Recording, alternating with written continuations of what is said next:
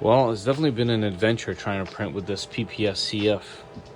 First, I started with the K2 Plus. It has been dependable with hot materials because of the heater and its large build plate, and the hot end can go really hot. But for whatever reason, anytime I tried to print this PPS stuff, it would crack right there and would continuously fail over and over again. Tried to run this in different ways, but it just kept doing it. This bend on the extruder there is just a little bit too extreme for this particular PPS. Then I went with the S1 Pro by FL Sun, another great contender for this type of thing. One thing I noticed right away is, unlike the older machines, there is no pass-through through the top.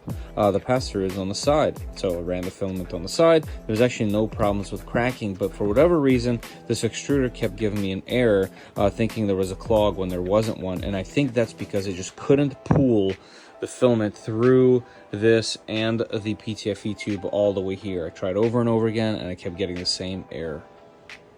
So then I went with the H2D. I threw it in here. As you can see, we have a straight line going all the way in the back. I went with the left extruder, as you can see right there. And well, it's been printing this entire time and it looks, well, pretty much perfect.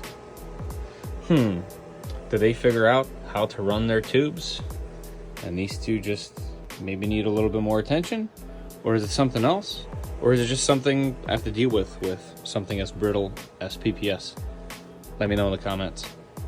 And of course, it looks, well, perfect. Wow.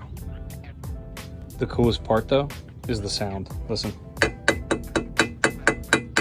It literally sounds like metal. How cool. I mean, this just keeps getting better. Wow. And gotta love the sound.